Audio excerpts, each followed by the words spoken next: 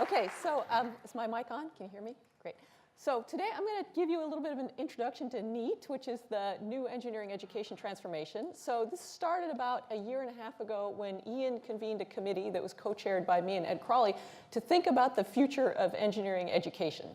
And so the first thing we did is we brought Bobby Mitra on board. Bobby, if you can wave your arms around. If you have any questions, you should feel free to grab Bobby at some point. Bobby's been terrific.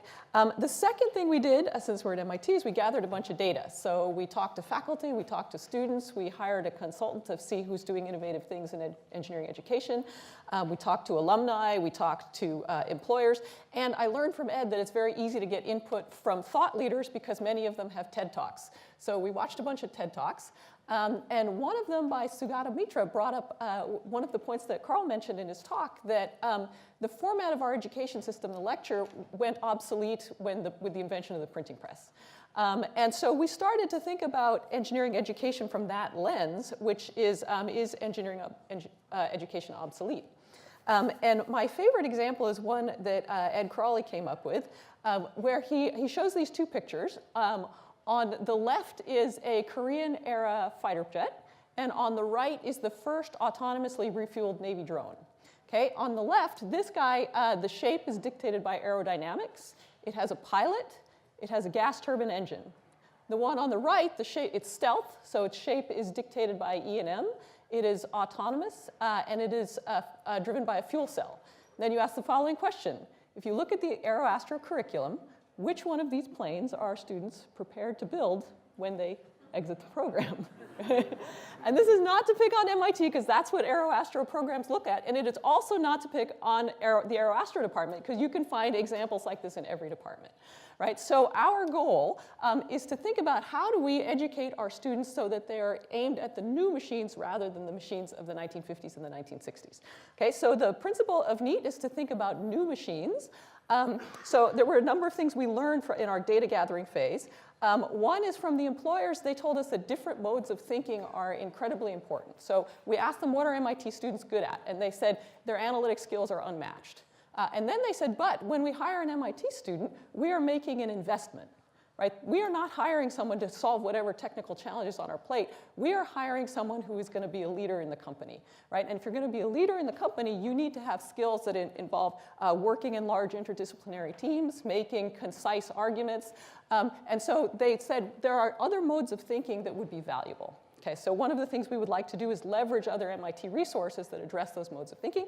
And then one of the things that was, so I should say this also, when you interview 10 people about education, you will get 11 opinions. I mean, so, but the one thing that was universal in just about every group we talked to is that mensa manus and this idea of practical problem solving that was foundational to MIT is important. And so that's something that we should preserve. So one of the themes that goes through NEET is that we plan to have a thread of projects that run through every student's curriculum who are part of the NEET program. And this thread of projects will center on one of the new machines, autonomous machines, living machines, manufacturing machines, and they will grow not only in technical complexity throughout the student's tenure, but they will also grow in complexity as far as things like interactions, humanistic arguments, et cetera, other things that you can think of in the modes of thinking. The other thing that we heard from the faculty that a strong disciplinary foundation is important. So students in the NEET program will get a degree in an existing engineering program. However, the other thing we learned is that it is very difficult for students to make an informed choice of major because they have to decide pretty much after their freshman year when all they have seen is the GIRs. And so if they're trying to distinguish, this is again thought of from the perspective of the School of Engineering, if you're trying to distinguish among engineering majors, it's hard to do. One of our goals is to allow students to find their way to the right department. And the hypothesis, let me give you the example, which is in one of our pilot programs, which started in the fall, which is autonomous machines, which is led by John Howe. So autonomous machines currently has 3 students from AeroAstro, 15 from MECI, and 15 from EECS. When we looked at the programs of all of those 3 departments, they all require 1803. They all require computation. They all require some amount of probability. They all require some signals and systems.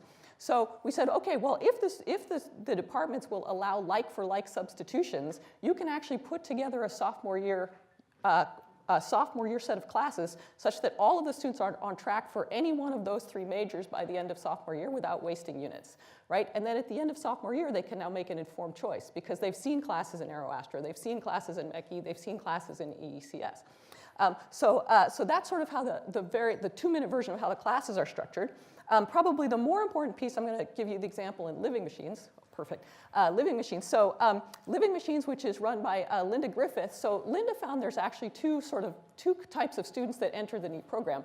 One are the students who like that additional flexibility of being able to delay the choice of major and make the decision after they have more information at the end of the sophomore year. But there are other students who know what they want to do, but want to engage with NEET because they want to be part of the project and they want to be part of the NEET seminars. So the NEET seminars that she's running, it's a 3-unit seminar. She brings in people from the local biotech firms to talk about what are the career options, what are they actually going to do with the material that they're learning in their core classes. She's bringing in people from different labs to talk about Europe opportunities. How can the students develop skills that they're going to need for the projects later on? And the projects, all of the projects are aiming towards the senior year capstone project, which is going to be to build a gut on a chip. So the gut on a chip, you've probably heard of organs on a chip. The gut on the chip is one of the hardest ones because you have to keep the microbiome going.